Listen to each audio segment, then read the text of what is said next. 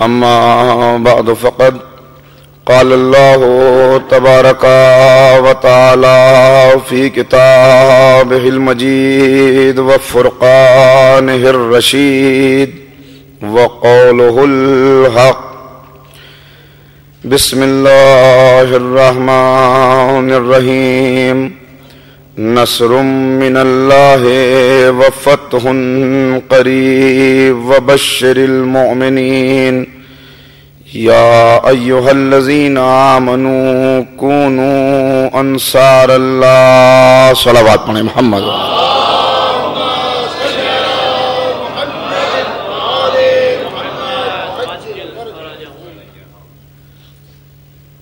کلام بلاغت نظام کی ان نورانی اور ربانی آیات کے ضمن میں ہم نے جو مطالب اب تک بیان کیے ان کا مقصد عرفان امامت کا حصول، اس لیے کہ معرفت خدا منحصر ہے معرفت ذات مصطفیٰ صلی اللہ علیہ وآلہ وسلم پر،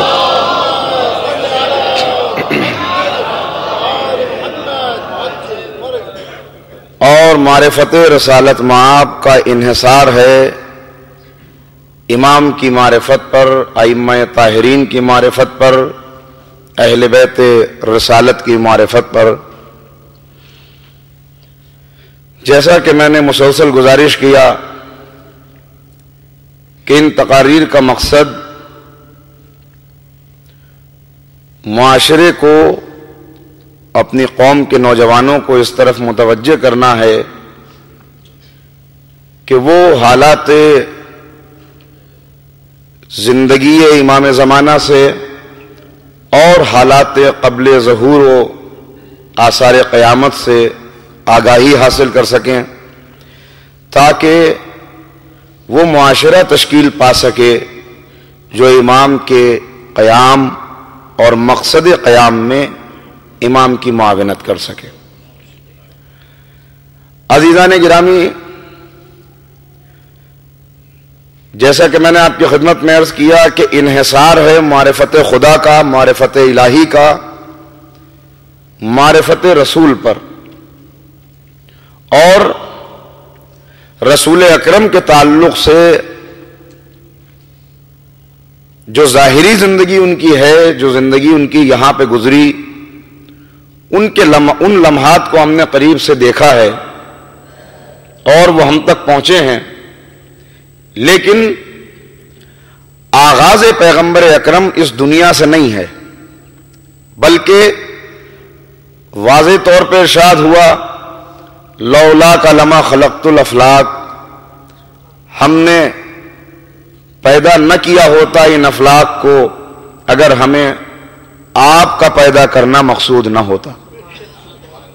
اس کا مطلب یہ ہوا کہ پیغمبر کی خلقت سب سے پہلے ہے مخلوق اول، عدد اول، نور اول، ساجد اول، زاہد اول، عابد اول، اللہ کی پہلی تسبیح کرنے والا، وہ نور پیغمبر ہے۔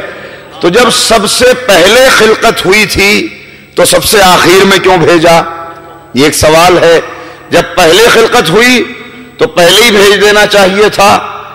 ایک خاص مقصد کے تحت میں ذرا سا متوجہ آپ کو کرنا چاہ رہا ہوں۔ شروع میں پہلے خلقت ہوئی مگر بھیجا بعد کی منزلوں میں، کیوں بھیجا؟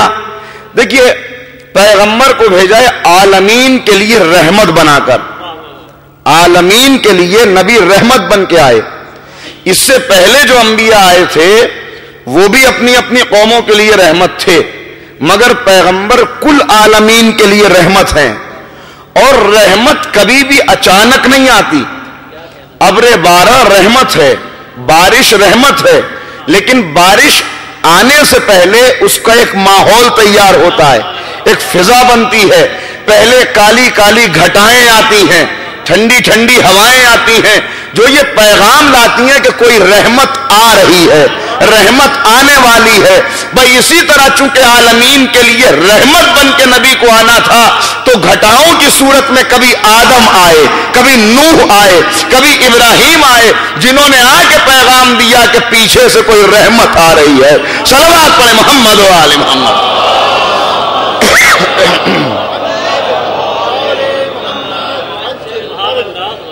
اور چونکہ پیغمبر کی ذات اقدس کے اوپر انحصار تھا معرفت الہی کا، لہذا آدم سے لے کے عیسیٰ تک جتنے بھی انبیاء آئے، ذرا سا آپ کی بھرپور توجہات میں چاہتا ہوں ان منزلوں پہ۔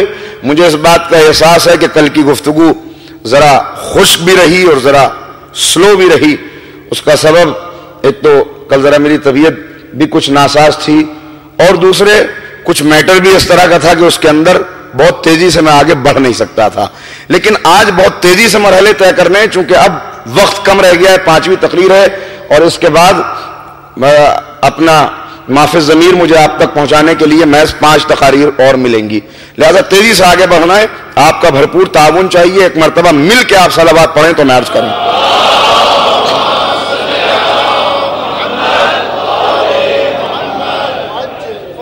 دیکھیں پیغمبر نبوت کی منزل میں سب سے آخر میں آئے، لیکن حضرت آدم سے لے کے حضرت عیسیٰ تک جتنے انبیاء آئے ان کی حیثیت مرسل اعظم کے نائبین کی حیثیت تھی، یعنی بعد میں آنے سے نبی کے مرتبے اور مقام کے اندر کوئی فرق نہیں آیا۔ صفِ انبیاء میں سب سے آخر میں ہیں، لیکن جتنے انبیاء آئے ان کی حیثیت ہے نبی کریم کے نائبین کی حیثیت۔ اپنا نائب بنا کے کبھی آدم کو بھیجا، کبھی نوح کو بھیجا، بھیج تو اللہ رہا ہے مگر آ رہے پیغمبر کے نائب بن کر۔ اور نائبین کا سلسلہ 2 حصوں میں تقسیم ہے، ذرا سا توجہ کریں۔ نائبین رسالت مآب کا سلسلہ 2 حصوں کے اندر تقسیم ہے۔ کچھ نائبین آئے آدم سے لے کے عیسیٰ تک، اور کچھ نائبین آئے علیل سے لے کے حضرت قائم تک۔ صلوات بابا سے بلند پڑھیں محمد و آل۔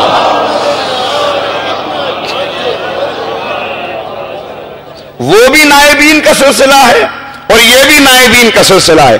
اور جب کوئی کہیں اپنے نائب کو بھیجتا ہے تو اس سے اس کا سلسلہ منقطع نہیں ہو جاتا، وہ اس کی طرف سے غافل نہیں ہو جاتا، بے خبر ہو کے نہیں بیٹھ جاتا، بلکہ ایک ایک لمحہ اپنے نائب کی خبر بھی رکھتا ہے، اس کی مدد بھی کرتا ہے۔ ذرا سا غور کریں، خبر بھی رکھتا ہے، اس کی مدد بھی کرتا ہے۔ تو یہ جو انبیاء آئے یہ آئے نائب بن کر، اور جو بعد والا امامت کا سلسلہ ہے وہ بھی ہے نائبین رسول کا سلسلہ۔ لیکن ایک فرق ہے، آدم سے لے کر عیسیٰ تک جتنے انبیاء آئے ان میں کوئی علم کا وارث بن کے آیا، کسی کو نجی اللہ کا لقب ملا، کسی کو خلیل اللہ کا لقب ملا، کوئی روح اللہ کہلایا، کوئی ذبیح اللہ کہلایا، لیکن ان میں سے کوئی ایک بھی ایسا نہ تھا کہ جسے محمد کہا جا سکے۔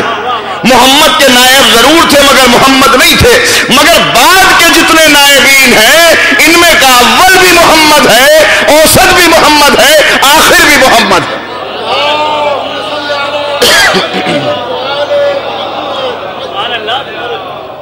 اور بڑا فرق کیا ہے حیثیتوں میں کہ چونکہ پہلے کے نائبین جو آئے وہ بھی وہی پیغام لے کے آئے تھے، اور کوئی کہیں اپنے نائب کو اگر بھیجتا ہے تو اس کی طرف سے غافل نہیں رہتا۔ اگر اسے مدد کی ضرورت پڑتی ہے تو وہ مدد کرنے یا خود آتا ہے یا اپنے جیسے کو بھیجتا ہے۔ لہذا ان انبیاء کو جب بھی مدد کی ضرورت پڑی نبی نے اپنے جیسے کو بھیجا۔ کسے بھیجا؟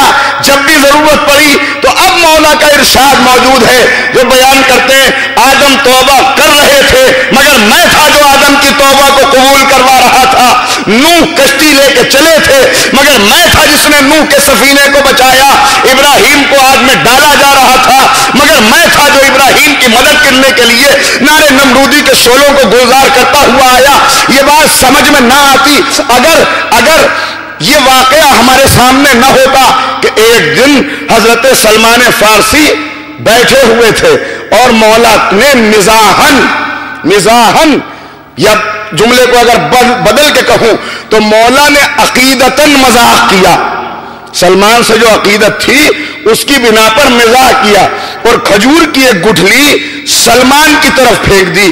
سلمان نے گٹھلی کو اپنی طرف آتے ہوئے دیکھا, آنکھیں بند تھیں, آنکھیں کھل گئیں. پلٹ کے سلمان نے معرفتاً سوال کیا, علی نے عقیدتاً مذاق کیا, سلمان نے معرفتاً سوال کیا, یا علی میں آپ سے سن میں بڑا ہوں, میری عمر زیادہ ہے, آپ مجھ سے مذاق کر رہے ہیں. ایک مرتبہ مولا مسکرائے, کہا سلمان ذرا اتنا تو بتاؤ, کبھی جنگل میں گھرے تھے, ایک شیر سامنے آ گیا تھا, کوئی بچانے والا نہ تھا. کہا مولا واقعہ تو یاد ہے. کہا پھر کیا ہوا؟ کہا پھر ایک میں نے آواز دی کہ کوئی میری مدد کرے, اپنے ناصر کو, اپنے محسن کو, اپنے مددگار کو پکارا. پھر کیا ہوا؟ کہا پھر ایک گھوڑے کے اوپر سوار پہ کرے نورانی آیا. جنگل کے شیر نے خدا کے شیر کو دیکھا, نہیں غور کیا میں نے, جنگل کے شیر نے خدا کے شیر کو دیکھا, اپنے سر کو خم کیا, آہستہ آہستہ پنجوں سے پیچھے ہٹا. کہا پھر کیا ہوا؟ کہا میں نے یہ چاہا, میرا جو یہ محسن ہے, میرا جو یہ بچانے والا ہے, میرا جو مدد کرنے والا ہے, میں اس کی خدمت میں کوئی تحفہ پیش کروں. کہا تم نے کیا تحفہ دیا؟ کہا میرے پاس کچھ نہ تھا, میں نے دیکھا پاس میں ایک پھلواری کھڑی ہوئی تھی, میں نے اس سے کچھ پھول توڑے, ایک گلدستہ بنایا, اپنے محسن کے حوالے کر دیا. مولا مسکرائے, جیب قبا کے اندر ہاتھ ڈالا, اے سلمان ذرا پہچان کے بتاؤ وہ گلدستہ یہ تو نہیں تھا؟ سلام آواز بلند پا.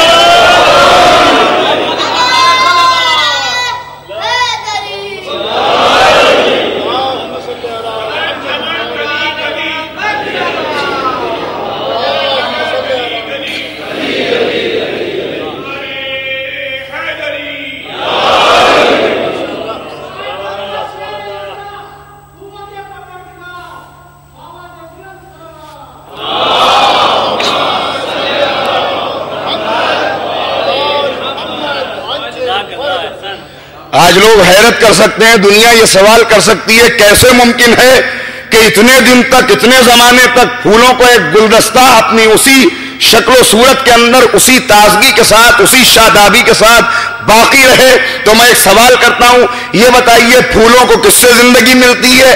شاخ سے. شاخ کو کہاں سے غذا ملتی ہے؟ جڑ سے. جڑ کو کہاں سے غذا ملتی ہے؟ مٹی سے. مٹی کو کہتے ہیں تراب. تو اگر پھول کا تعلق تراب سے رہے تو اس کے اوپر پسمردگی نہیں آتی, غذا نہیں آتی. اگر ابو تراب سے تعلق ہو جائے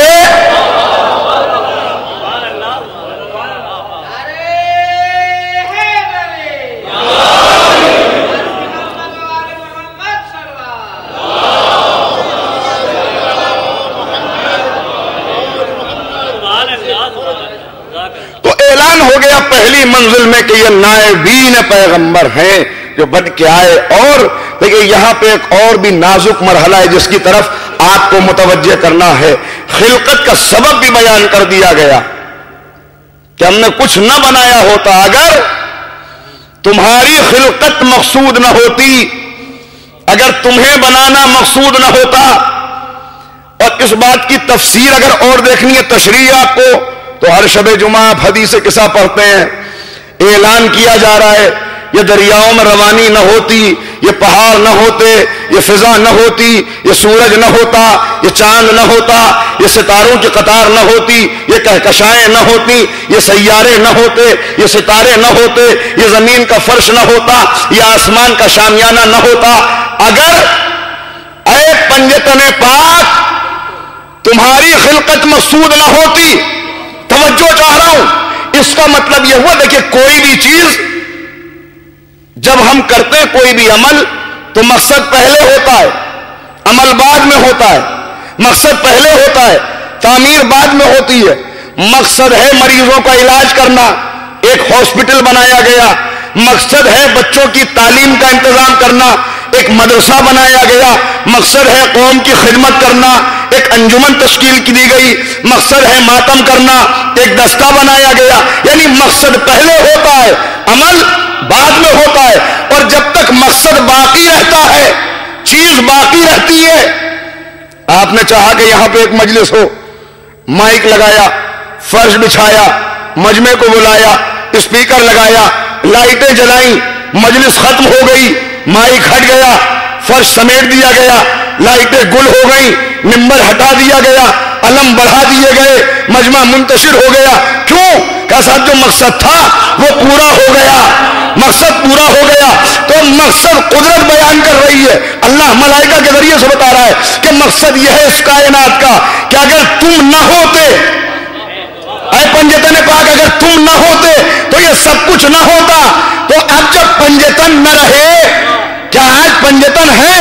کہ صاحب ظاہری طور پر تو نہیں ہے. تو اگر پنجتن نہیں ہے تو چاند گل ہو جائے، فرش زمین سمٹ جائے، شامیانہ ہٹ جائے، لیکن ان سب کا باقی رہنا اس بات کی دلیل ہے کہ آج بھی کوئی محمد باقی ہے، کوئی علی موجود ہے، کوئی حسین پردے میں ہے. صلوات پڑھیں محمد و آل محمد.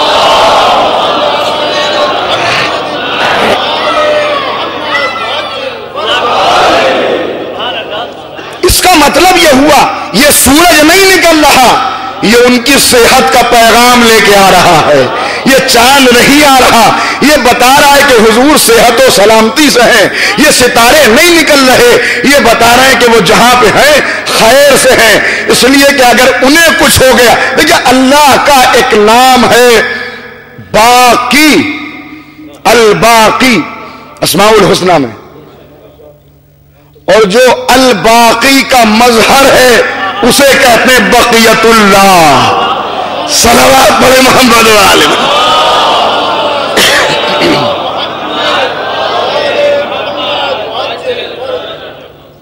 جو اس میں الباقی کا مظہر ہے، اللہ کے ہر نام کا کوئی نہ کوئی مظہر موجود ہے. الباقی کا مظہر بن کے جو آیا. عزیزو اب دیکھتے چلے جائیے. اب سوال یہ پیدا ہوتا ہے کہ جب کائنات ان کی وجہ سے ہے، سب کچھ ان کے سبب سے ہے، اور وہ خود بھی بیان کیا آپ نے جو خط لکھا ہے علامہ ہلی کو، اس خط کے اندر یہ جملے موجود ہیں. یہ سب کچھ نہ ہوتا اگر ہم نہ ہوتے. اور اس کے بعد عجیب جملہ ہے، تم بلاؤں اور مصیبتوں میں گھرے ہوئے ہو، تم جو ہر بار بچ جاتے ہو تو ہم بچانے والے موجود. مطلب یہ کہ تم بے وارث قوم نہیں ہو. آپ دیکھیں واقعہ ایک عجیب سی بات ہے، جس قوم کو مسلسل تلوار کی دھار پہ رکھا گیا ہو، جس کے لیے آگ روشن کی گئی ہو، جو شولوں سے گزارا گیا ہو، وہ قوم اگر آج باقی ہے تو کس کی وجہ سے باقی ہے؟ اور میں صرف قوم کی بات کر رہا ہوں ابھی، تو آپ ذرا سا اگر اور آگے بڑھ جائیں.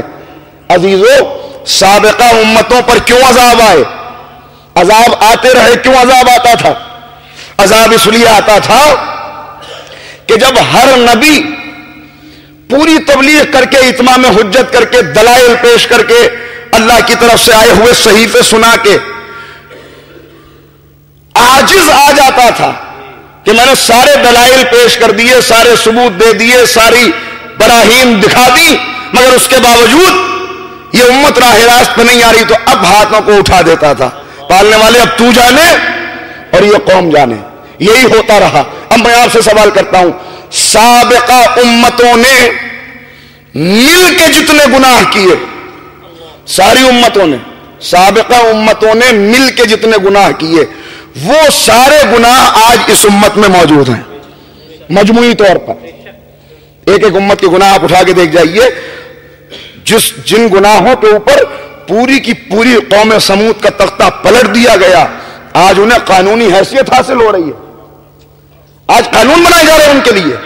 پھر یہ امت باقی کیوں ہے؟ عذاب کی مستحق تو بہت پہلے ہو چکی ہے امت، مگر عذاب نہیں آ رہا. ابھی بھی مہلت دی ہوئی ہے، ابھی بھی موقع ہے. یہ موقع کیوں ہے؟ کس کی وجہ سے؟ ہماری توبہ کی وجہ سے. کتنا توبہ کرتے ہیں ہم اپنے گناہوں کے لیے مغفرت طلب کرتے ہیں، اس لیے باقی ہے؟ نہیں، اس لیے باقی نہیں ہے. عزیزو، ہر نبی جب عاجز آ جاتا تھا، کوئی دلیل نہیں رہتی تھی، تو وہ کہتا تھا اب میرے پاس کوئی دلیل نہیں ہے، تو عذاب بھیج دے. بھائی خدا کی قسم ابھی نبی کریم کی دلیلیں ختم نہیں ہوئی. ایک دلیل پردے میں موجود ہے جس کی وجہ سے یہ امت باقی ہے. ہماری بقا ان کی بقا کی وجہ سے ہے. وہ موجود ہیں تو ہم بھی باقی ہیں. صلوات پڑھیں محمد و آل محمد.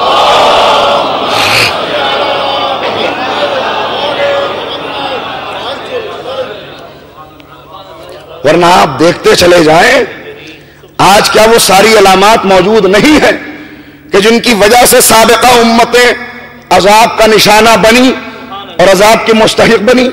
آج وہ ساری چیزیں موجود ہیں. وہ ساری چیزیں موجود ہیں. اور وہ ساری چیزیں جن سے نبی ڈرا رہے ہیں بار بار اور پیغمبر فرما رہے ہیں دیکھو 4 چیزیں ایسی ہیں جن سے میں تمہیں ڈراتا ہوں اور میں کہتا ہوں کہ اس کے لیے تمہیں خود انتظام کرنا ہے. ایک جہنم کے شعلوں سے، دوسرے موت کی سختی سے، تیسرے قبر کے عذاب سے، اور چوتھے دجال کے فتنے سے.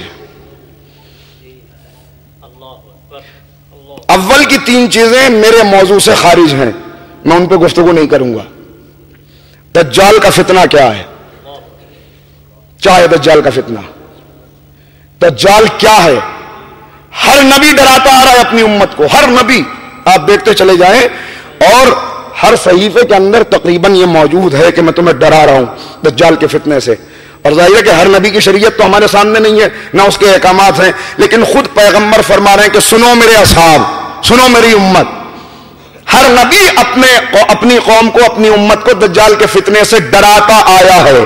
میں بھی تمہیں دجال کے فتنے سے ڈراتا ہوں، مگر میں تمہیں ایک بات اور بتائے دیتا ہوں کہ اس کے ایک آنکھ ہوگی جو ستارے کی طرح چمکتی ہوگی مگر بیچ میں سرخ لوتھڑا ہوگا. میں صرف اتنا اس کے اندر اضافہ کیے دیتا ہوں اور اس سے بچنے کا انتظام تمہیں کرنا ہے. باخبر رہنا، باشعور رہنا، غافل نہ ہو جانا. ذرا غافل ہوئے تو تم اس کے فریب سے بچ نہیں پاؤ گے. ہے کیا دجال؟ آج ساری دنیا پریشان ہے. آپ دیکھیں تقریباً دنیا کی ہر قوم، میں بڑی اہم گفتگو کو اس وقت آغاز کرنے جا رہا ہوں، ذرا ایک مرتبہ مل کے آپ صلوات پڑھیں تاکہ آپ کی آمادگی کا مجھے علم ہو جائے.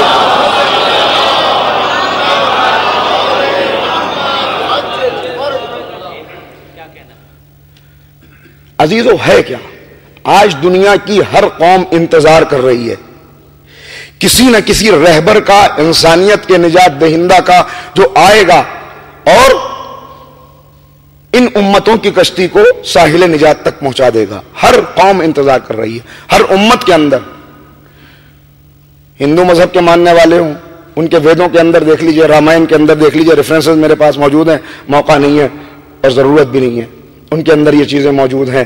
آج ابن مریم کے ماننے والے بھی انتظار کر رہے ہیں کہ مسیح آئیں گے اور وہ آنے کے بعد اس دنیا کو عدل و انصاف سے بھریں گے اور اس کے اندر سے برائیوں کا خاتمہ ہو جائے گا. اور جنگ خیبر کی شکست خوردہ قوم بھی انتظار کر رہی ہے. مگر فرق یہ ہے کہ وہ انتظار کے ساتھ تیاریاں بھی کر رہے ہیں. ہم صرف انتظار کر رہے ہیں. تیاریاں کتنی ہیں وہ ابھی ایک کمپیریٹیو اسٹڈی میں پیش کرتا ہوں تو آپ کے سامنے خود بخود آ جائے گا.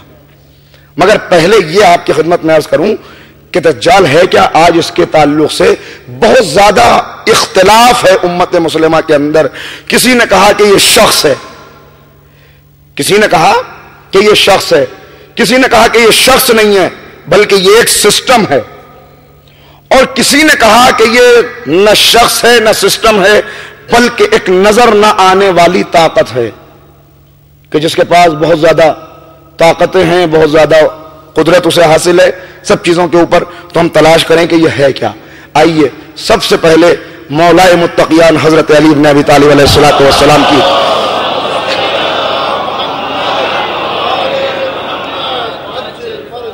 بارگاہ میں چلتے ہیں. مگر اس سے پہلے 2-3 جملے جو میں چاہتا ہوں کہ آپ اپنے اذہان میں محفوظ رکھیں.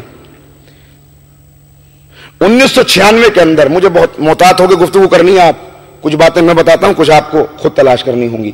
1996 کے اندر کینیڈا کے ایک جرنلسٹ نے اپنی ایک ریسرچ کا آغاز کیا جو گلوبلزم کے اوپر تھی، اس کا موضوع تھا۔ جب اس نے اس ریسرچ کا آغاز کیا تو ابھی کرتے ہوئے کچھ ہی دن گزرے تھے کہ اس کے بعد اس نے اپنی زوجہ کو ایک خط لکھا جس کے اندر اس نے یہ لکھا کہ میں اس ریسرچ کے کرتے ہوئے کچھ ایسے حقائق تک پہنچ گیا ہوں اور کچھ ایسے پوشیدہ راز مجھے معلوم ہو گئے کہ اس کے بعد میری زندگی خطرے میں ہے اور مجھے یقین ہے کہ میں قتل کر دیا جاؤں گا، زندہ نہیں رہوں گا، لیکن انسانیت کی خدمت کے لیے میں اپنی اس تحقیق کو روکوں گا نہیں۔ میرے اس خط کو سنبھال کے رکھنا، اگر میں بیچ میں مار دیا جاؤں تو میرے ان حقائق کو دنیا کے سامنے لانے کے لیے یہ جو میں نے تحقیق کی ہے کوشش کرنا۔ اور اس کے بعد اسے بڑی مصیبتوں سے گزرنا پڑا۔ اس کا بیٹا اغوا کر لیا گیا، اس کی بیٹی اغوا کر لی گئی، مگر اس نے اپنی تحقیق کو نہیں روکا، یہاں تک کہ 2009 کے اندر اسے ہارٹ اٹیک ہوا ایک سفر کے دوران اور اس کا انتقال ہو گیا، جس کے لیے باقاعدہ جب بعد میں ریسرچ ہوئی اور دیکھا گیا تو اسے کبھی کسی طرح کی کوئی ایسی تکلیف نہیں تھی کہ جو ہارٹ سے ریلیٹڈ ہو، اور یہ ثابت کیا بعد کے لوگوں نے کہ اصل میں یہ ایک قتل تھا۔ اب اس کی تحقیق کیا ہے وہ میں آہستہ آہستہ کچھ چیزوں کو چھوڑتے ہوئے کچھ کو بیان کرتے ہوئے آپ کی خدمت میں پیش کر رہا ہوں۔ مل کے ایک مرتبہ اور آپ صلوات پڑھیں تو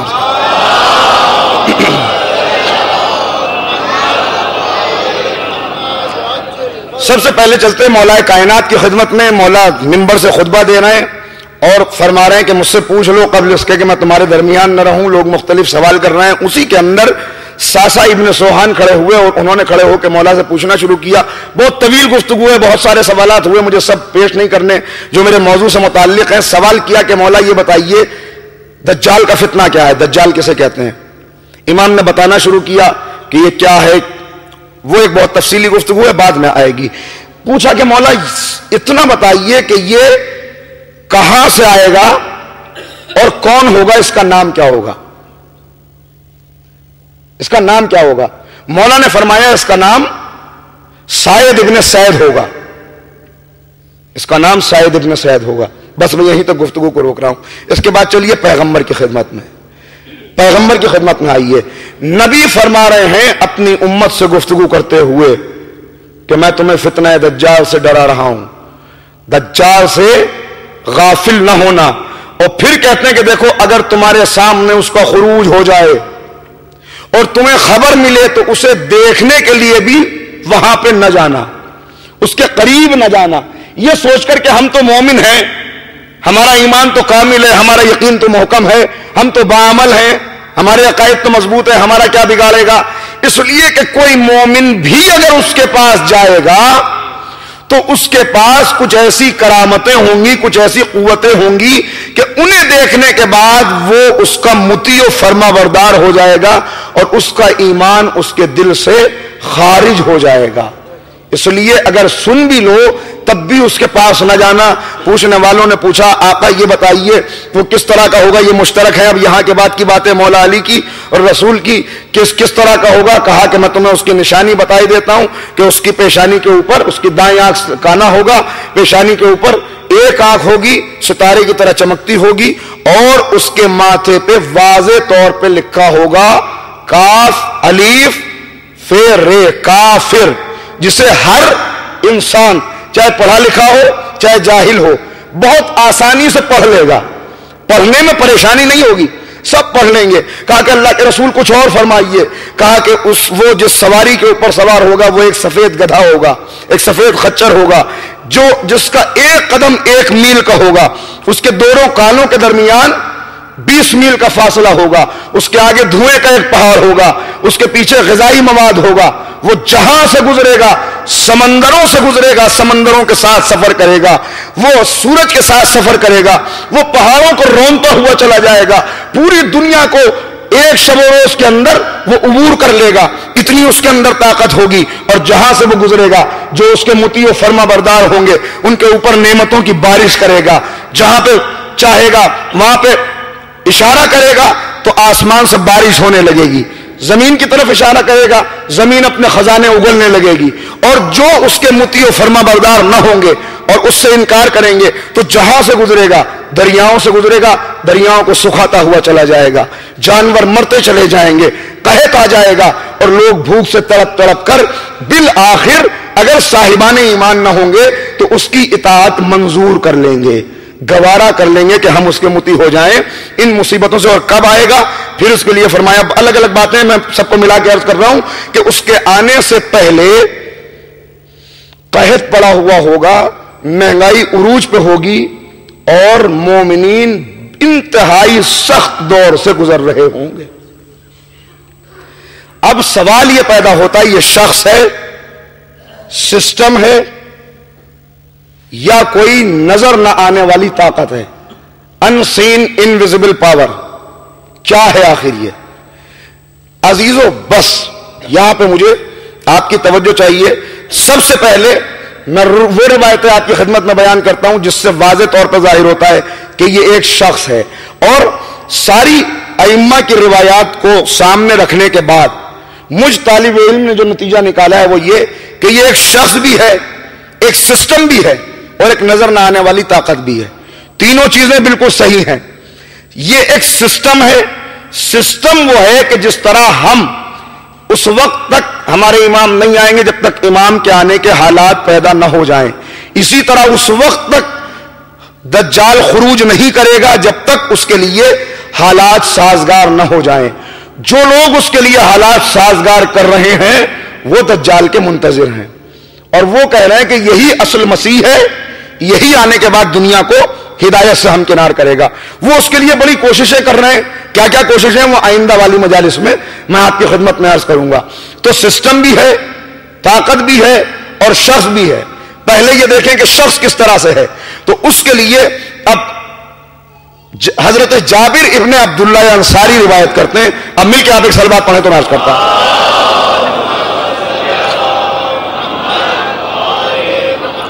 وہ کہتے ہیں لوگوں نے پیغمبر کو آ کے بتایا کہ اے نبی کریم، فلاں مقام کے اوپر ایک بچہ ہے کہ جو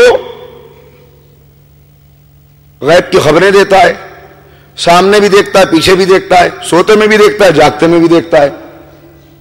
نبی نے سنا، نماز فجر سے فارغ ہوئے، اپنے اصحاب کو لیا، اس کے گھر پہ پہنچے، جس جگہ کی نشاندہی کی گئی تھی اس کے گھر پہ پہنچے، اور وہاں جا کر دق الباب کیا۔ اس کی ماں دروازے پہ دروازہ کھولنے کے لیے آئی۔ پیغمبر نے فرمایا کیا عبداللہ ہے؟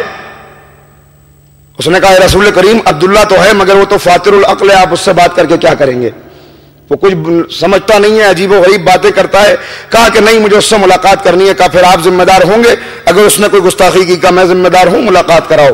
پیغمبر اندر تشریف لے گئے، دیکھا کہ وہ چادر اوڑھ کے لیٹا ہوا ہے، اور اپنی زبان میں کچھ نہ جانے اپنے آپ سے کیا کیا سرگوشیاں کر رہا ہے، باتیں کر رہا ہے۔ تو نبی نے اس کو آواز دی، اس کی ماں نے اسے بتایا نبی کریم آئے ہیں، پیغمبر تشریف لائے۔ نبی نے اس کو آواز دی اور کہا کہ اقرار کر، اعتراف کر، اللہ ایک ہے، میں اللہ کا نبی ہوں۔ اس نے فوراً چادر سے اپنا سر نکالا، کہا محمد اعتراف کرو کہ اللہ ایک ہے، اور تم قبول کرو کہ میں اللہ کا نبی ہوں۔ پیغمبر کھڑے ہو گئے، غصے کے اندر باہر چلے گئے۔ پھر دوسرے دن نماز فجر کے بعد اس کے گھر پہ تشریف لائے، اسی انداز سے دق الباب کیا۔ ماں نکل کے آئی، کیا آپ بات کر کے کریں گے؟ کہا نہیں، مجھے گفتگو کرنی ہے۔ کہا وہ تو اس وقت درخت کے اوپر بیٹھا ہوا ہے اور چڑیا کی طرح چہچہا رہا ہے، چڑیوں سے باتیں کر رہا ہے۔ پیغمبر وہیں پہ تشریف لائے، وہ درخت کے اوپر بیٹھا ہوا تھا۔ نبی نے اس سے گفتگو کرنی شروع کی، پھر اپنے وہی کلمات دہرائے، اقرار کر کہ اللہ ایک ہے، میں اللہ کا نبی ہوں۔ اس نے کہا تم اقرار کرو کہ اللہ ایک ہے اور میں اللہ کا نبی ہوں، اللہ کی طرف سے بھیجا گیا ہوں نبی۔ پھر واپس تشریف لے آئے، تیسرے دن پھر اس کے گھر پہ تشریف لے گئے، اور اسی انداز سے اس کی ماں نے کہا آپ کیا گفتگو کریں گے؟ وہ تو اس وقت بکریوں کے ریوڑ میں گھسا ہوا ہے، اور وہاں پر بکریوں اس کی زبان میں ان سے بات کر رہا ہے۔ پیغمبر نے کہا مجھے وہاں پہ لے کے چلو۔ نبی لے کے وہ نبی کو لے کے آئی، پیغمبر نے پھر وہی کلمات دہرائے، اور اس نے پھر وہی جواب دیا۔ تو اب غصے میں آ کے پیغمبر نے کہا خاموش ہو جا، تو علم غیب کو نہیں جان سکتا۔ تب اس نے پلٹ کے کہا میں سمندر کے اوپر ایک سفینہ دیکھ رہا ہوں، اور بس یہاں پہ روایت ختم ہو گئی۔ اب اس کے بعد پیغمبر کی خدمت. اس کے بعد پیغمبر نے دجال کے فتنے سے ڈرایا، یہ روایت بیان کی. اور یہاں پہ اہل سنت کی روایت یہ ملتی ہے کہ حضرت عمر تلوار نکال کے پیغمبر کی خدمت میں آئے اور کہا اللہ کے رسول مجھے اجازت دے دیجئے، ابھی اسے جا کے قتل کر دیتا ہوں، اس لیے کہ ایسا لگتا ہے یہی دجال ہے، ایسا لگتا ہے یہی دجال ہے، آپ مجھے اجازت دے دیجئے میں ابھی جا کے اسے قتل کر دوں. تلوار کئی مرتبہ نکلی. پیغمبر نے کہا تلوار کو نیام کے اندر رکھ لو، اگر وہ دجال ہے تو تم اسے قتل نہیں کر سکتے، اس لیے کہ اسے بس اور بس میرا وارث قائم آل محمد قتل کرے گا.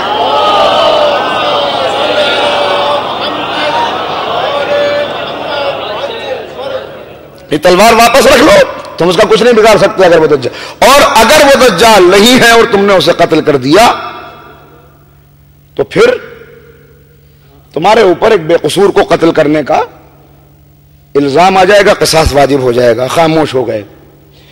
اب یہاں پہ کچھ لوگوں نے یہ مانا کہ اس کے بعد یہی دجال تھا، یہ غیبت میں چلا گیا، لیکن علامہ مجلسی نے اپنا خیال یہ ظاہر کیا ہے کہ یہ دجال نہیں تھا، بعد میں اس نے توبہ کر لی، یہ تائب ہو گیا اور اس کا انتقال ہو گیا، باقاعدہ اسے دفن وہاں پہ کیا گیا. یہ علامہ مجلسی کا اپنا خیال ہے، لیکن باقی لوگوں کا خیال یہ ہے، جس میں شیخ طوسی بھی ہیں، کہ یہ اس کے بعد سے غائب ہو گیا اور غالباً یہی دجال تھا. اس کے بعد سے یہ کسی کو نظر نہیں آیا. لیکن اب ایک روایت اور ملتی، وہ بھی چھوٹی سی سن لیے جلدی سے. اس کو بیان کر رہے تمیم، جو عیسائی مذہب چھوڑ کر مسلمان ہوئے، انہوں نے نبی کا کلمہ پڑھا ہے. وہ بیان کرتے ہیں کہ میں ایک مرتبہ ایک بحری سفر پہ تھا اور سفر کر رہا تھا تو سمندر کی موجوں میں تلاطم ہوا، طوفان آ گیا، بڑا سمندری طوفان تھا، اور ہمارا سفینہ بہتے بہتے جہاز ٹوٹ گیا اور ایک تختے کے اوپر میں بہتے بہتے ایک جزیرے کے اوپر پہنچ گیا جو انجان جزیرہ تھا. میں وہاں پہ پہنچا، ہوش آیا تو اس کے بعد میں نے وہاں پہ ایک جانور دیکھا جس کا نام انہوں نے جساسہ بیان کیا ہے کہ اس کے بہت سارے بال تھے، اتنے بال تھے کہ اس کا چہرہ پتہ نہیں چل رہا تھا. اس نے مجھے مخاطب کر کے کہا کہ دیکھو یہاں اس جزیرے کے پیچھے تھوڑا سا آگے یہاں سے بڑھو گے تو یہاں پر ایک بڑا سا گرجا گھر ہے، وہاں پہ ایک شخص ہے جو تمہیں بلا رہا ہے، وہ تمہیں بلا رہا ہے، تم وہاں پہ چلے جاؤ. یہ کہتے ہیں مجھے بڑا خوف محسوس ہوا. میں وہاں پہ گیا تو میں نے دیکھا ایک قوی ہیکل انسان ہے جس کی پیشانی پہ ایک آنکھ ہے، زنجیروں کے اندر جکڑا ہوا ہے پوری طرح سے اور غصے کے عالم میں بلبلا رہا ہے. اور اس نے جب میں قریب پہنچا تو اس نے مجھ سے پوچھا یہ بتاؤ فلاں جگہ کے اوپر کھجوریں آ رہی ہیں؟ تو میں نے کہا ہاں ابھی وہاں پہ کھجوریں آ رہی ہیں. کہا فلاں جگہ کے اوپر پانی ابھی موجود ہے؟ پانی کا قحط تو نہیں پڑا؟ میں نے کہا نہیں ابھی تو وہاں پہ پانی موجود ہے. کہا اچھا اس کا مطلب یہ ہوا ابھی میرے آزاد ہونے میں وقت ہے. کہا کیا مطلب، تم کون ہو؟ کہا جب وہاں پہ کھجوریں ختم ہو جائیں گی اور وہاں پر پانی خشک ہو جائے گا تو اس کے بعد یہ زنجیریں کھل جائیں گی اور میں خروج کروں گا، میں دجال ہوں. یہ ہے شخص کا تعارف. اس سے زیادہ ویسے تقریباً 12 احادیث ہیں جو اس سلسلے کی ملتی ہیں. یہ ہے شخص کا تعارف. سسٹم، اگر یہ سسٹم ہو تو کیا ہے عزیزو، سسٹم بھی ہے. اس لیے کہ صرف ہم اپنے امام کا انتظار نہیں کر رہے بلکہ عیسائی بھی انتظار کر رہے ہیں حضرت مسیح کا. اور ان کا کہنا یہ ہے کہ مسیح کے آنے سے پہلے کوئی اور مسیح ہونے کا دعویٰ کر کے آئے گا. جو موجود ہے، عیسائیوں کی روایت بتا رہا ہوں، بائبل ٹیسٹیفائی کر رہی ہے اس کو، کہ جو موجود ہے لیکن ابھی آ نہیں رہا ہے اور اس وقت تک نہیں آئے گا جب تک اس کے لیے حالات سازگار نہ ہو جائیں. جب اس کے لیے حالات سازگار ہو جائیں گے تب وہ آ جائے گا. اور انہوں نے اسے نام دیا مسیح کذاب، اینٹی کرائسٹ. تو یہاں پر ہمارا اور ان کا نظریہ ایک ہے کہ اصل مسیح کے آنے سے پہلے کوئی مسیح کذاب آئے گا. یہ فرق اتنا ہے کہ یہ اسے مسیح کذاب کہہ رہے ہیں اور ہم اسے دجال کہہ رہے ہیں. اب تیسرے جو ہیں ان کی بھی پوزیشن اس سے کچھ الگ نہیں ہے، وہ بھی کسی کا انتظار کر رہے ہیں. اب ایک مرتبہ صلوات آپ پڑھیں تو میں بتاتا ہوں آپ کو.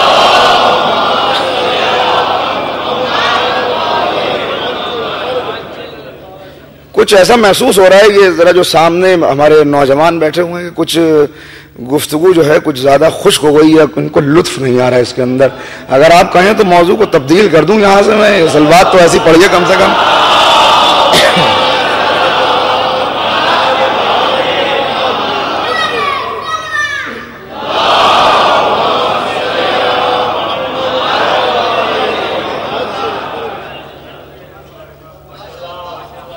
یہودیوں کو بھی انتظار ہے, اور انہیں تو اتنا سخت انتظار ہے کہ وہ کہتے ہیں کہ بس ایک ریولوشنری کنگ آئے گا, اور اس کے آنے کے بعد ہم جو پسے ہوئے ہیں پورے دنیا کے اوپر ہم غالب ہو جائیں گے.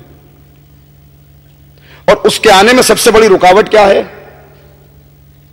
وہ کہتے ہیں وہ اس وقت تک نہیں آئے گا جب تک مسجد اقصی گر نہ جائے. وہ کہتے ہیں یہ گرے گی, یہاں پہ ہیکل سلیمانی بنے گا, اور اس کی مشرقی دیوار سے وہ آنے والا آئے گا. اور اسی لیے وہ اپنے مردوں کو مشرقی دیوار کے ساتھ دفن کرتے ہیں, اس لیے کہ ان کا عقیدہ یہ ہے کہ جیسے ہی وہ مشرقی دیوار سے نکلے گا وہ سارے مردے اپنی اپنی قبروں سے کھڑے ہو جائیں گے, اسے سجدہ کریں گے, اور وہ سب اس کی فوج میں شامل ہو کر اس کے نظام کو رائج کرنے کے لیے باقی اقوام سے جنگ کریں گے. غور کیا آپ نے؟ یہاں پہ سب کا اتفاق ہے عزیزوں. لیکن میں نے عرض کیا کہ انتظار سب کر رہے ہیں, مگر یہ دو انتظار کرنے والے جن کے عقیدے ملے ہوئے ہیں, یہ دونوں سمجھ رہے ہیں کہ اصل دشمن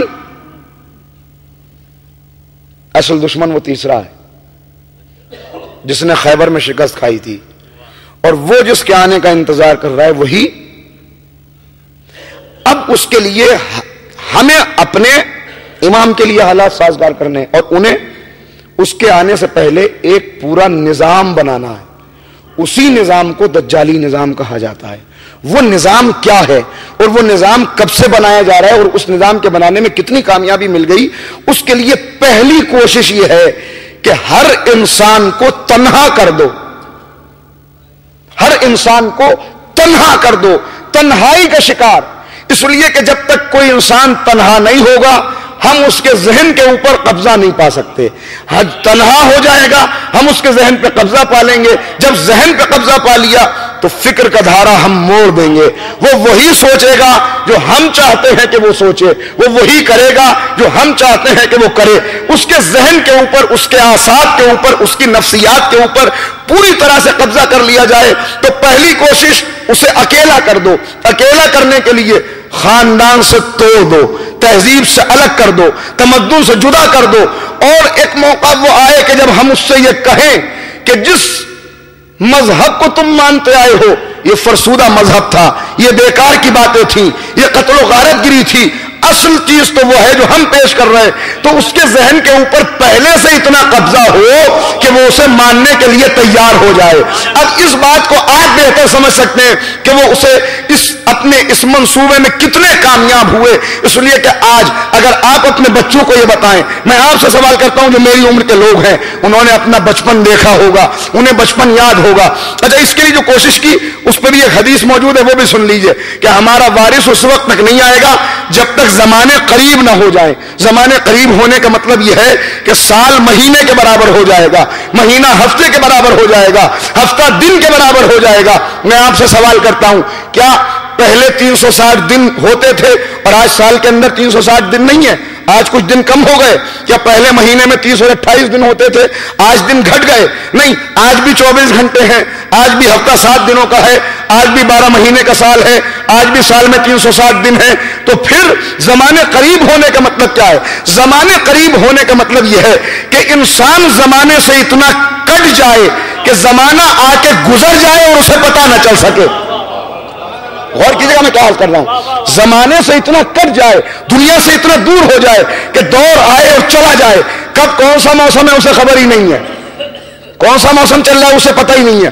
اب آپ یاد کریں اپنے بچپن کو, ہمارا بچپن کس طرح کا ہوتا تھا اور اس سے اپنے بچے کا بچپن آپ کمپیئر کریں. جب گرمیوں کی چھٹیاں آتی تھی تو ایسا لگتا تھا کہ اب سارے سال چھٹیاں ہیں, یعنی کتنے بڑے بڑے دن, اور آج دن کہاں چلا گیا. کیا دن چھوٹا ہو گیا، گھنٹے کم ہو گئے؟ نہیں، گھنٹے نہیں کم ہوئے، بلکہ ذہن کے اوپر اتنا قابو پا لیا گیا، اسے معاشرے سے کاٹ دو، اسے تہذیب سے الگ کر دو، اسے خاندان سے جدا کر دو، اسے فرصت ہی نہ ہو ایک دوسرے کا حال پوچھنے کی، جو پڑوس میں رہتا ہے اسے معلوم نہ ہو اس کا نام کیا ہے، یہاں پہ کون رہتا ہے، اس کا مسلک کیا ہے، اس کا عقیدہ کیا ہے، اسے معلوم نہ ہو۔ معلوم ہوگا تو یہ پڑوسی کے حق ادا کرے گا، حق ادا کرے گا تو اسلام کا مقصد پورا ہو جائے گا۔ غور کر رہے ہیں؟ یہ اپنے رشتہ داروں سے نہ ملے، اپنے پڑوسیوں سے نہ ملے، اپنے مذہب والوں سے نہ ملے، مسجد جانے کا اس کے پاس وقت نہ ہو، بس انڈور ہو کے رہ جائے، اتنا انڈور ہو کہ اگر وقت ملے تو کہیں جانا گوارا نہ کرے، بلکہ پورا وقت ٹیلی ویژن کے سامنے بیٹھ کے گزار دے۔ آج آپ اپنے بچے سے کہیں بیٹا چلو فلاں جگہ پہ جانا ہے، شادی کے اندر شریک ہونا ہے، پارٹی میں جانا ہے، وہ کہتا ہے نہیں مجھے تو بہت سارا کام ہے۔ اسے کمپیوٹر کے آگے بیٹھنا منظور ہے، ٹی وی کے آگے جمے رہنا منظور ہے، مگر جانا منظور نہیں ہے۔ کیوں؟ اس لیے کہ اس سسٹم نے اس کے ذہن پہ قابو پا لیا ہے۔ کتنا قابو پا لیا ہے؟ صلوات ذرا مل کے پڑھیں تو عرض کرتا ہوں آپ کی خدمت میں۔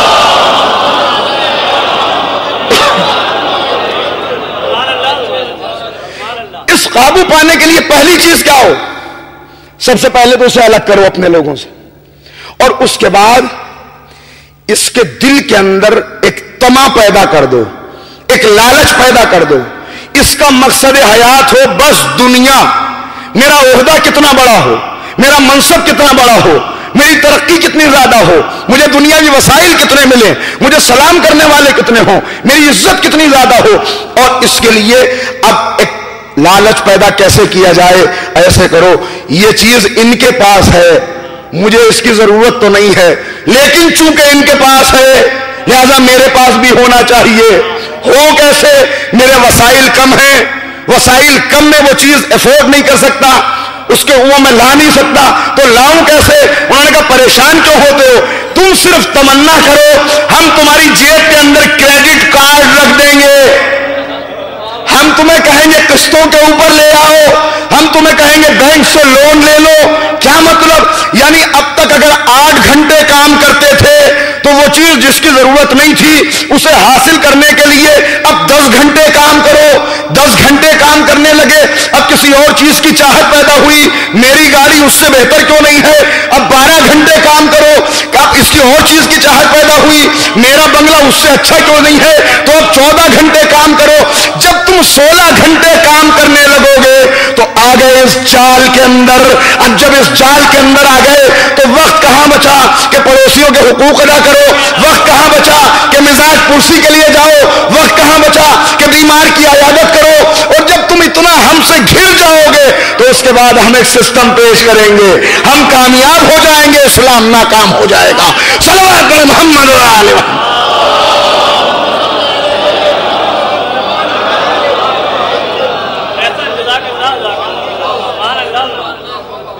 فرصت کے لمحات چھین لو، بات نہ ہو، پتہ نہ ہو، بھائی کو معلوم نہ ہو کہ بھائی کا درد کیا ہے، بیٹے کو پتہ نہ ہو میری ماں کی بیماری کیا ہے، باپ کو معلوم نہ ہو۔ آج وہ والدین جو اپنے بچے کو اپنا خون جگر پلا کے بڑا کرتے ہیں، جو آرام نہیں کرتے بستر پہ کہ بچہ اچھی تعلیم حاصل کر لے، جب وہ جوان ہوا اور کسی لائق ہوا، آج باپ اس بات کے اوپر آمادہ ہے میرا بچہ مجھ سے دور چلا جائے۔ کیوں؟ اس لیے کہ دور جائے گا تو دنیاوی وسائل بڑھیں گے۔ مقصد کیا ہے؟ مقصد رہ جائے صرف دنیا، اور قدرت کیا آواز دے رہی ہے؟ ہم نے تمہیں اس دنیا کے لیے پیدا نہیں کیا، اس دنیا کو تمہارے لیے پیدا کیا ہے اور تمہیں اپنے لیے پیدا کیا ہے۔ صلوات علی محمد و آل محمد۔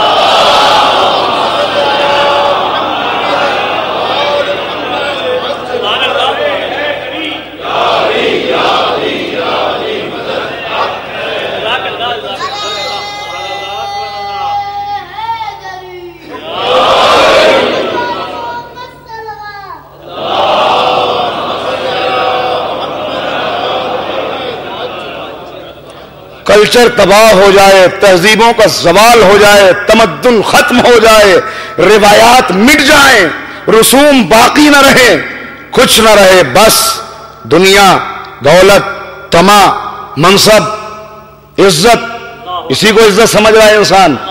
اب کچھ باقی نہیں. اب ذرا سا اندازہ کیجئے آج سے پہلے کے بزرگ کتنے تھے اور کوئی بچا نہیں. انہوں نے کہا کتنا اچھا سسٹم اسلام نے بنایا تھا کہ خاتون گھر کے اندر رہے تھا، اس لیے کہ یہ صنف نازک ہے. اسلام نے اسے حیثیت دی ایک ملکہ کی. تم مرد ہو، تم مزدوری کرو جا کے، تاکہ اگر تمہیں کوئی ٹیڑھی نگاہ سے دیکھے تو تم برداشت کر سکو، اگر تمہیں سے کوئی گھلک کے پکارے تو تم برداشت کر سکو. یہ صنف نازک ہے. اگر یہ گھر سے باہر نکلے گی تو اسے یس باس کہنا پڑے گا، اسے شہوت پرستوں کی نگاہ کا نشانہ بننا پڑے گا. یہ خاتون خانہ بن کے رہے، اس لیے کہ اسے تو ہم نے اتنی عزت دی ہے کہ تم ہوں گے بڑے افسر، جب تم گھر میں آؤ گے تو اس کی افسری کے سامنے تمہیں بھی جھکنا پڑے گا، اس کی افسری کے سامنے تمہیں بھی سر جھکانا پڑے گا. کہا کہ نہیں، اگر ایسا رہ گیا تو بچوں کو وہی ہمدردی وہی ممتا مل جائے گی. توڑو یہ سسٹم، نکالو اسے گھر سے باہر. چراغ خانہ کو چراغ محفل بنا دو، شمع محفل بنا دو. یہ سب سسٹم ہے جو چل رہا ہے، سارا سسٹم. ضروریات بڑھتی جا رہی ہیں. واقعاً کتنی ضرورت ہے انسان کو اس دنیا میں، کتنی ضرورت ہے. یہ قیمتی شیروانی پہنی ہوئی ہے میں نے، اب میں اسی پکڑ رہا ہوں، چل رہا ہوں تو لوگ دیکھیں کتنی اچھی شیروانی ہے. دیکھیں لوگ، مگر مجھے معلوم نہیں ہے کہ یہ شیروانی پہنی میں نے تھی، اسے اتاروں گا بھی میں ہی یا کوئی قینچی سے کاٹ کے اسے اتارے گا. بہترین لباس ہم پہن کے آئے، مگر پتہ نہیں ہے ہمیں کہ یہ لباس اتارنے کا موقع ہمیں خود بھی ملے گا. مگر کتنا دوڑ رہا ہے انسان، کتنا بھاگ رہا ہے انسان. قناعت ختم ہو گئی، قناعت ختم ہو گئی. نتیجہ کیا ہوگا؟ 5 منٹ اگر زیادہ لے دوں تو آج معاف کر دیجیے گا، اس لیے کے بعد مل کر ایک سلام.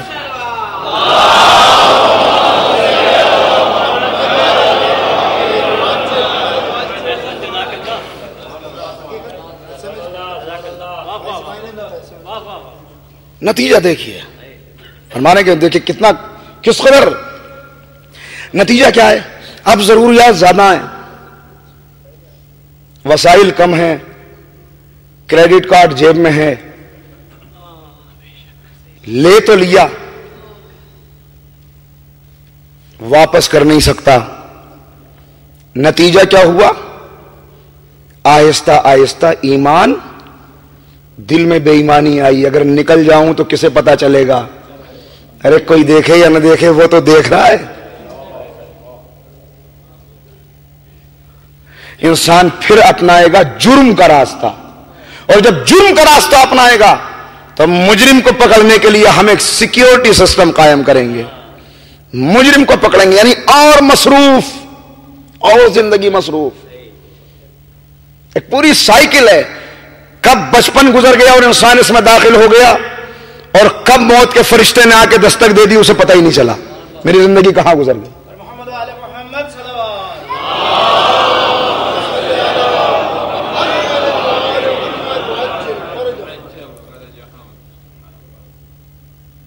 جرم کا راستہ اپنایا، سیکیورٹی سسٹم، سپاہی، پولیس، پورا ایک نظام، عدلیہ کا ایک نظام.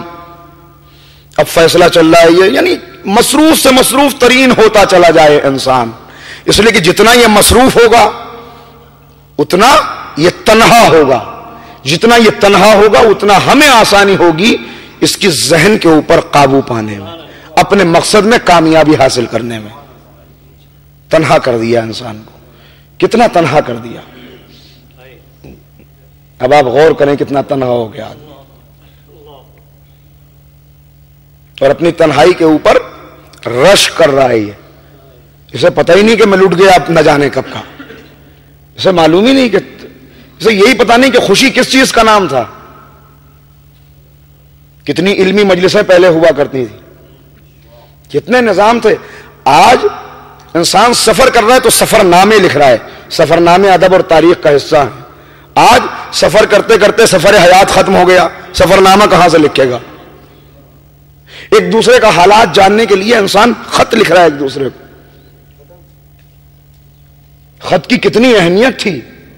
خطوط اگر آ جاتا تھا کہیں پوسٹ مین آ جاتا تو انسان کی نگاہیں لگی رہتی تھی، ڈاکیا آ گیا، خط آیا تو اب سارے گھر والے جمع ہو گئے، خط پڑھ کے سنایا جا رہا ہے، خوش ہو رہے ہیں کہ ایک جملہ، کہاں چلی گئی وہ ساری چیزیں؟ کہاں گئی وہ سب چیزیں؟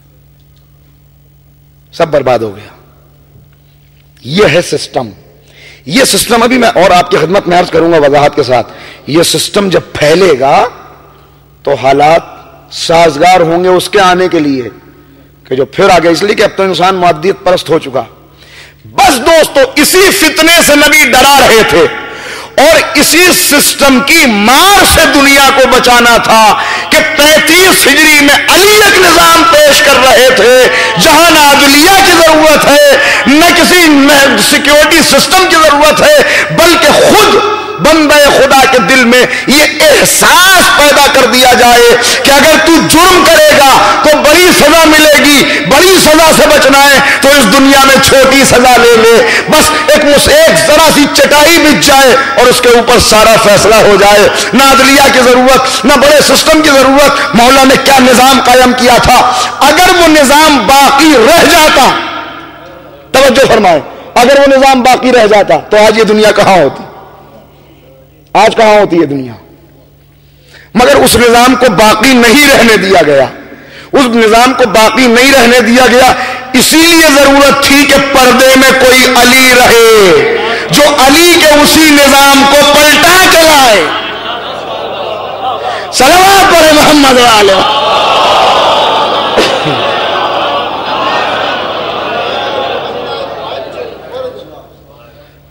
مولا نے کبھی فوج نہیں بنائی، کبھی سپاہی نہیں رکھے، بلکہ بار بار یہ کہا سپاہیوں کی کیا ضرورت ہے، فوج کی کیا ضرورت ہے، اسلام کا ہر بچہ سپاہی ہے، اسلام کا ہر جوان مجاہد ہے، جب ضرورت پڑے گی الگ سے سپاہیوں کی کیا ضرورت ہے، ہر ایک مجاہد سب کھڑے ہو جائیں گے تلواریں لے کر، سب چھوڑ دیں گے اپنا گھر جب ضرورت پڑے گی۔ مولا یہ چاہتے ہیں ایسا نظام قائم ہو جہاں ہر کوئی سپاہی ہو، جب خود سپاہی ہوگا انسان اور اسے معلوم ہوگا کہ مجھے دوسرے کے جرم کو روکنا ہے تو خود جرم کیسے کرے گا، اور اس کے بعد نتیجہ یہ ہوگا اگر جرم ہو بھی جائے گا تو اب مولا بیٹھے ہوئے ہیں اور دربار میں آ کے کہہ رہا ہے آنے والا، مولا مجھے پاک کر دیجئے۔ کیا ہو گیا اسود، تم تو چاہنے والے ہو، مولا کیا بتاؤں، چوری کر لی مولا، مگر ابھی مسجد میں آپ کا خطبہ سنا، اس کے بعد یہ احساس پیدا ہوا کہ میں نے کیا کیا، مولا پاک کر دیجئے مجھے۔ اسود کیوں چوری کی، بھوکے تھے؟ نہیں مولا ضرورت۔ اچھا ٹھیک ہے،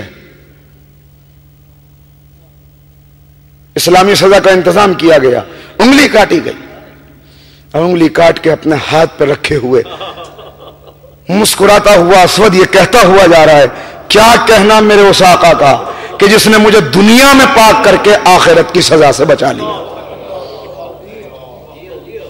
یہ نظام ہے جسے قائم کرنا اسلام کا مقصد تھا۔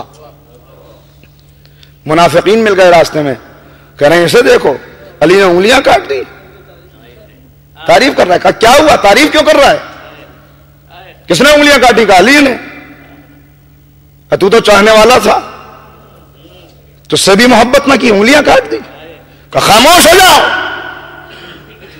خبردار ایک لفظ نہ کہنا۔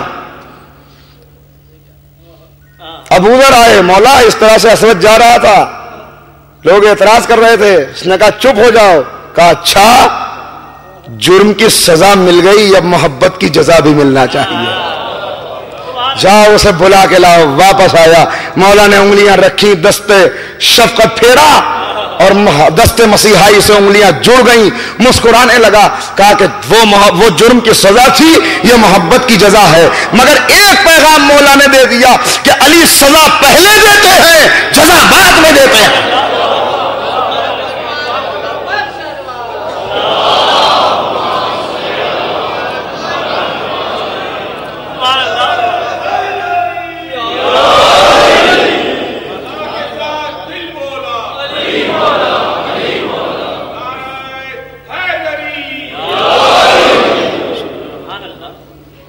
عزیزان گرامی، یہ ہے مقصد اسلام کہ جہاں ہر ایک کو خود یہ احساس ہو کہ مجھے دوسرے کے حقوق کا خیال کرنا ہے، انسان کو دوسرے کے حقوق کا احساس بھی ہو. اگر وقت پڑے تو اپنے حق چھوڑ دے مگر اپنے فرض سے روگردانی نہ کرے. ایسا احساس پیدا ہو جائے, اپنا فرض نہ بھولنے پائے. آج سارا جھگڑا یہ ہے, ہمیں اپنے رائٹس یاد رہتے ہیں, اپنی ڈیوٹیز بھول جاتے ہیں. جبکہ مولا نے پہلے دن یہ پیغام دیا. بس آخری فقرہ, مجھے احساس ہے وقت ختم ہو گیا. آخری فقرہ مولا نے پہلے دن یہ پیغام دیا جب آنے والا آیا تھا اور آ کے کہا یا علی یہ کیا ہو رہا ہے سب, یہ سب کیا ہو رہا ہے, آپ کا حق چھن گیا. بس ایک مرتبہ اپنے لبوں کو جنبش دیجئے, پورے مدینے کو پیادوں اور سواروں سے بھر دوں گا. آپ کی حمایت میں تلواریں نکل آئیں گی. رحمت کے رخ پہ جلال آیا کہ وہ سامنے دروازہ چلا جا, تو کب سے اسلام کا دوست ہو گیا. ایک بہت بڑا پیغام تھا جو مولا نے دیا. مولا بتا یہ رہے تھے دیکھو اگر اپنا جائز حق حاصل کرنے کے لیے بھی کسی اسلام کے دشمن کا سہارا لینا پڑے, ارے نہیں غور کیا. آج اگر ساری حکومتیں اس بات کو سمجھ لیں اور ہر مسلمان اس پیغام کے اوپر عمل کرنے لگے کہ اپنا حق چھوڑ دیں گے مگر اسلام کے دشمن کا سہارا نہیں لیں گے, تو پھر یہ دنیا کیا بن جائے گی اور کیسا معاشرہ تشکیل پائے گا. یہ پہلا پیغام تھا جو مولا نے دیا, اور اسی کے لیے ساری قربانیاں ہیں, اسی کے لیے ساری قربانیاں ہیں. ہر مرتبہ امام یہی بتا رہے ہیں دیکھو اپنے آپ کو آمادہ کرو اسلام پہ قربانیاں دینے کے لیے, اس لیے کہ اسلام قربانی چاہتا ہے. تمہاری شہرت کا لہو چاہتا ہے اسلام. کیسے تیار کریں آج کا پیغام پس پردہ بیٹھی ہوئی ان بہنوں کے لیے, ان ماؤں اور بیٹیوں کے لیے کہ جو مسلسل یہاں پہ آ رہی ہیں, اس لیے کہ ان کا بہت اہم رول ہے امام زمانہ کے سپاہی تیار کرنے میں. وقت کے امام کے لیے سپاہ کو کیسے تیار کیا جاتا ہے اس شب عاشور کی ماؤں سے پوچھو. شب عاشور کا سب سے بڑا پیغام, کیوں گئے تھے حسینے کے خیمے میں, کیا دیکھنے کے لیے گئے تھے؟ جس خیمے کے اندر جاتے ہیں ام فروہ قاسم کو لیے ہوئے بیٹھی ہیں, اے میرے لال کل ایسا نہ ہو کہ تم سے پہلے علی اکبر کے جسم پر زخم آ جائے. لیلا اکبر کو لیے شمع روشن کیے, ارے کل یہ چہرہ خاک اور خون کے اندر مل جائے گا, آج دل بھر کے اپنے بیٹے کی زیارت کر لوں. شب عاشور کی مائیں پیغام دے رہی تھی کہ دیکھو اپنے بچوں کو امام وقت پہ قربان کرنے کے لیے کیسے تیار کیا جاتا ہے. یہ پیغام ہے ان ماؤں اور بہنوں کے لیے. شب عاشور کی ماؤں کو دیکھیں وہ کس طرح سے بتا رہی ہیں, ارے کیسی کیسی مائیں تھیں, صرف بچوں کو قربان نہیں کیا. ارے بچوں کو قربان کرنا تو آسان ہوتا ہے مگر ہائے شب عاشور کی وہ ماں جو اپنے بچوں کو لیے کہہ رہی تھی دیکھو ایسا نہ ہو کہ کل تم سے پہلے بنی ہاشم کے کسی بھی جوان کے جسم پر زخم آ جائے, ورنہ میں علی کی بیٹی ہوں دودھ نہ بخشوں گی.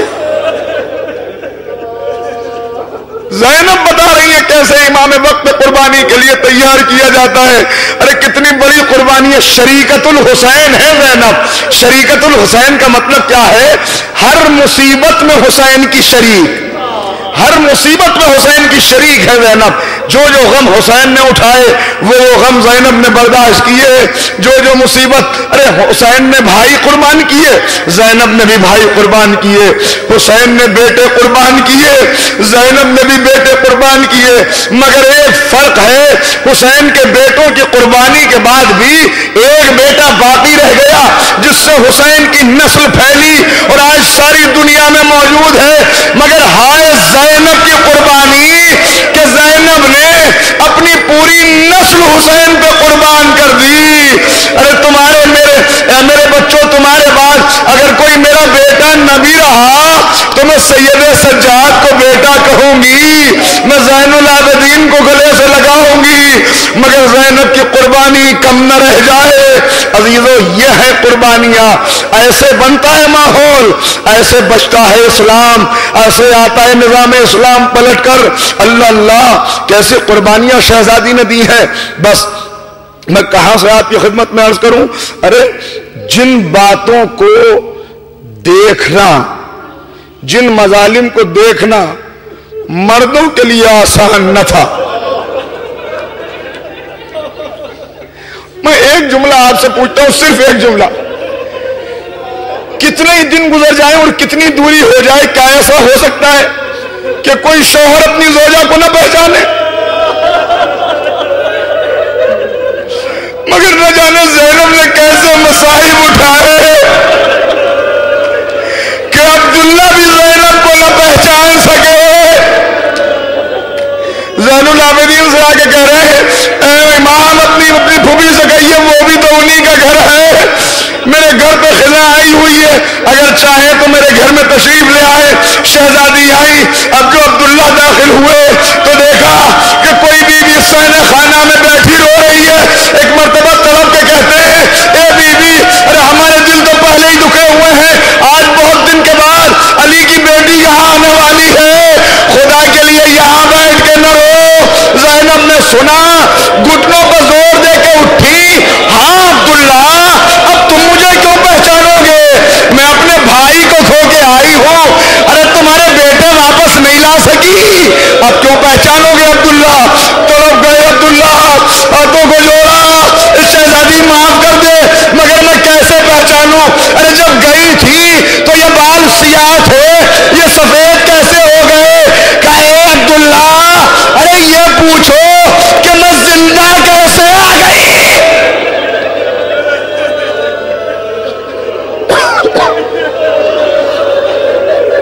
अब्दुल्ला ये सवाल करो, मैं जिंदा कैसे आ गई? कभी भी अंदर तशरीफ लाई है, अंदर आई, जैसे अंदर दाखिल हुई, ज़ैनब ने दो नन्हे नन्हे बिस्तर देखे, दो नन्हे नन्हे मुसल्ले देखे, जो अभी तक ना मोहम्मद पे न रोई थी। दिल से आह निकली, सीने पे हाथ मारा, हाय मेरे बच्चे, अरे बच्चों माफ करना अम्मा को, मैं तुम पर रो न सकी। कैसे रोती? मैं तो उस मजलूम पर रो रही थी जिसकी मां जिंदा न थी। अब्दुल्ला ने दिलासा दिया, शहजादी बैठी, एक डेढ़ मिनट और सुनना ज़ादारो। और जब आंखों में आंसू पूरी तरह आ जाए तो अपने दामन को फैला के दुआएं मांग लेना, ये कबूलियत का वक्त होता है। ज़ादारो सुनना, एक मिनट और सुनना। अब्दुल्ला दिलासा दे रहे हैं, बैठो बीबी, सब्र करो। उसके बाद न जाने क्या ख्याल आया, का बीबी जरा मुझे करबला के वाक़यात तो सुना दो, जरा मुझे ये तो बता दो क्या गुजरी। शहजादी ने बताना शुरू किया, हम 2 मुहर्रम को करबला पहुंचे, क़याम लगाए गए, उसके बाद दरिया से ख़याम हट गए, 7 मुहर्रम आ गई, पानी बंद हो गया। अब्दुल्ला बच्चे प्यासे थे, एक खेमे से दूसरे खेमे, बच्चे हाथों में कूजे लिए, अल आताश। अब्दुल्ला सुन रहे हैं और रो रहे हैं, सुन रहे हैं और गिरिया कर रहे हैं, रोए जा रहे हैं अब्दुल्ला। उसके बाद कहते हैं, ए बीवी इतना तो बताओ मेरे बच्चे कैसे लड़े, मेरे शेरों ने कैसी जंग की? कहा अब्दुल्ला क्या बताऊं, अरे फौजें पुकार रही थी कि जाफर तैयार के नवासे हैं। अब्दुल्ला, अरे जालिम कह रहे थे, हाँ क्यों ना हो, हैदर कर्रार के नवासे हैं, जाफर के पोते हैं, इन्हें ऐसे ही लड़ना चाहिए। एक मर्तबा फिर संभल के बैठे, कहा शहजादी एक बात और बताना, जंग सिफीन के अंदर जब मैंने बढ़ के हमला किया था तो आका ने मुझसे कहा था अब्दुल्ला, अली ने दाद शुजात दी थी, कहा था अब्दुल्ला तुम बहुत बहादुर हो, मगर मेरे हुसैन से ज्यादा बहादुर।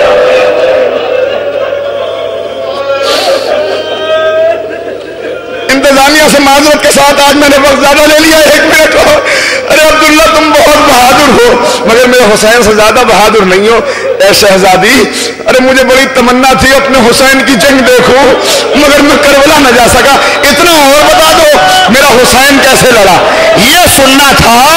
अब तक जो ज़ैनब सर झुकाए बैठी थी, एक मर्तबा सीधी होकर बैठी, चेहरे पे एक चमक आई। अब्दुल्ला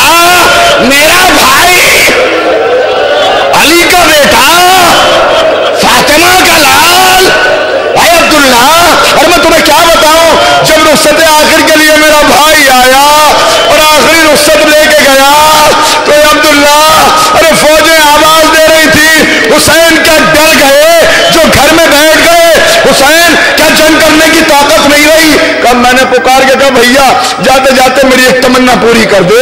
حسین نے مڑ کے دیکھا اور کہا بہن بہن تیرا یہ بھائی غریب ہو گیا ہے, کوئی ایسی چیز نہ مانگنا جو پوری نہ کر سکوں. کہا پھر؟ کہا میں نے کہا بھیا میں کچھ نہیں مانگتی مگر یہ ظالم تجھے مجبور سمجھ رہا ہے, ذرا ایک مرتبہ انہیں اماں کے دودھ کی طاقت دکھا دے. کہا عبداللہ ارے اب جو میرے بھائی نے حملہ کیا تو کبھی قلب لشکر میں, کبھی میمنہ میں, کبھی میسرہ میں موت کی چکی چل رہی تھی, سر میدان میں اڑ رہے تھے, خون کی بارش ہو رہی تھی. جنگ کرتے کرتے نہر کے کنارے پہنچ گئے, دیکھا بابا کی تصویر فرات کے کنارے, رکابوں پہ زور دے کے اٹھے, آواز دے کے کہا عباس عباس. اچھا جواب نہیں دیتے میرے بھائی؟ ہاں جانتا ہوں مجھ سے ناراض ہو. عباس ناراض ہو گئے؟ بھیا اس لیے ناراض ہو کہ تمہیں جنگ کی اجازت نہیں دی. اچھا تو لو یہ حملہ تمہاری طرف سے کرتا ہوں. کعب جو حملہ کیا تو فوجیں کہہ رہی تھی حسین عباس کا واسطہ تلوار روکو, علی اکبر کا واسطہ تلوار روکو. کا تلوار کا رکنا تھا, کسی نے نیزہ مارا, کسی نے تلوار ماری, کسی نے پتھر مارا. فاطمہ کا لال ذوالجناح پہ جھومنے لگا, ماں کی آواز.